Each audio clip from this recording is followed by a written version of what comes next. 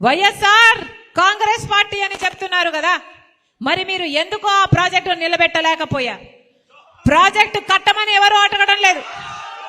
కనీసం ప్రాజెక్టు మరమ్మతులు చేయడానికి కూడా మీరు సంవత్సరానికి 1-2 కోట్లు ఇవ్వకపోతే, ప్రాజెక్టు నిలబడకపోతే ఈ రోజు ఆ ప్రాజెక్టు గేట్లు ఆ నీళ్లలో తేలుతున్నాయి, గేట్లు ఊడైపోయాయి. రాజశేఖర్ రెడ్డి గారి ప్రాజెక్టు కడితే కనీసం మీకు ఆ ప్రాజెక్టు మెయింటైన్ చేయడం కూడా చేత కాకపోతే మీరా రాజశేఖర్ రెడ్డి గారి వారసులు? మీరా రాజశేఖర్ రెడ్డి గారి ఆశయాలను నిలబెట్టే వాళ్ళు? మీదా వైఎస్ఆర్ కాంగ్రెస్ పార్టీ? మీది వైఎస్ఆర్ కాంగ్రెస్ పార్టీ కాదు. వై అంటే వైవి సుబ్బారెడ్డి గారు,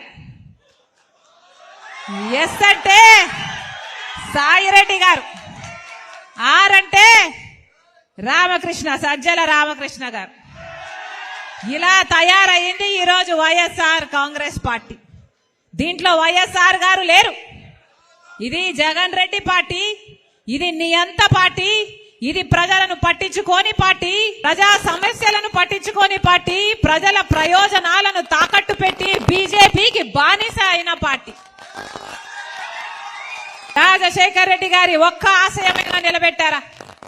జిల్లాకు ఒక ఎయిర్పోర్ట్ అన్నారు, దానికి ఒక పథకం కూడా పేరు పెట్టారు. జిల్లాకు ఒక ఎయిర్పోర్ట్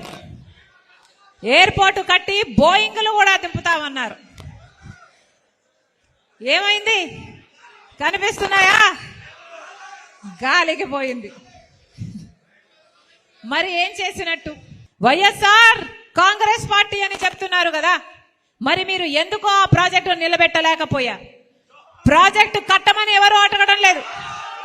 కనీసం ప్రాజెక్టు మరమ్మతులు చేయడానికి కూడా మీరు సంవత్సరానికి 1-2 కోట్లు ఇవ్వకపోతే, ప్రాజెక్టు నిలబడకపోతే ఈ రోజు ఆ ప్రాజెక్టు గేట్లు ఆ నీళ్లలో తేలుతున్నాయి, గేట్లు ఊడైపోయాయి. రాజశేఖర్ రెడ్డి గారి ప్రాజెక్టు కడితే కనీసం మీకు ఆ ప్రాజెక్టు మెయింటైన్ చేయడం కూడా చేత కాకపోతే మీరా రాజశేఖర్ రెడ్డి గారి వారసులు? మీరా రాజశేఖర్ రెడ్డి గారి ఆశయాలను నిలబెట్టే వాళ్ళు? మీదా వైఎస్ఆర్ కాంగ్రెస్ పార్టీ?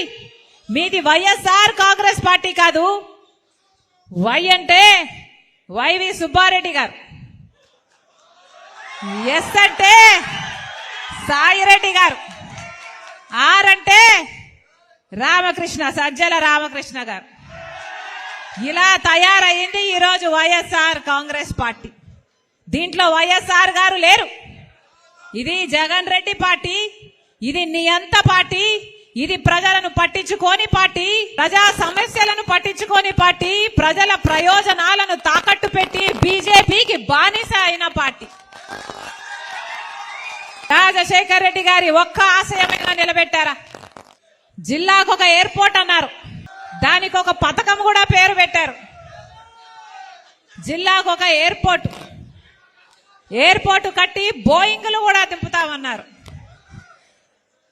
ఏమైంది? కనిపిస్తున్నాయా? గాలికి పోయింది. మరి ఏం చేసినట్టు?